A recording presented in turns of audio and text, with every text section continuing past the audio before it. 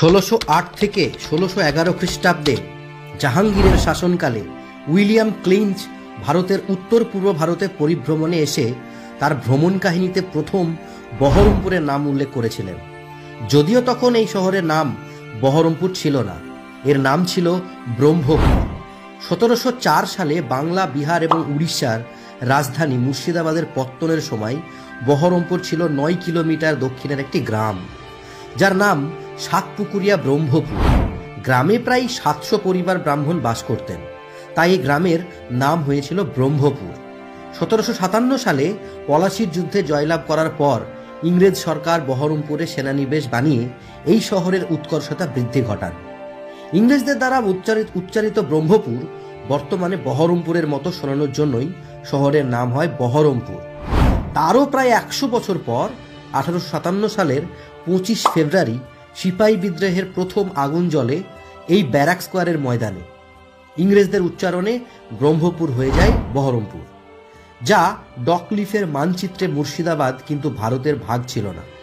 1947-এর 15 August ভাগ বাঁটোয়ারায় মুর্শিদাবাদ পড়ল পূর্ব পাকিস্তানে, আর অধুনা বাংলাদেশের খুলনা পড়ল এপারের ভাগে। 15 আগস্ট সকালে বহরমপুরের ব্যারাক স্কোয়ারে মাঠে উত্তোলিত হলো পাকিস্তানের জাতীয় পতাকা। পতাকা তুললেন মুর্শিদাবাদের তৎকালীন আইসিএস অফিসার আইআর খান। কিন্তু পরিস্থিতি যথেষ্ট অস্থির। শেষমেশ সিদ্ধান্ত নেওয়া হলো মুর্শিদাবাদ থাকবে ভারতে, খুলনা যাবে পাকিস্তানে। স্বাধীনতার 3 দিনের মধ্যে ফের বদলালো বাংলা সহ 2 দেশের মানচিত্র। 18 আগস্ট সরকারিভাবে মুর্শিদাবাদ অন্তর্ভুক্ত হলো ভারতের মানচিত্রে। এই টানাপোড়েনের মধ্যেই 18 আগস্ট ব্যারাক স্কোয়ারের মাঠে উত্তোলিত হলো ভারতের পতাকা। বহরমপুর মুর্শিদাবাদ জেলার সদর শহর ও পৌরসভা এলাকা। কলকাতা থেকে বহরমপুরের দূরত্ব প্রায় 200 কিলোমিটার। কলকাতা, আসানসোল, শিলিগুড়ি, বর্ধমান এবং ইংরেজ বাজারের পর পশ্চিমবঙ্গের 6ষ্ঠ বৃহত্তম শহর বহরমপুর। 2011 সালে বহরমপুর একটি পৌর নিগমে পরিণত হওয়ার জন্য মনোনীত হয়।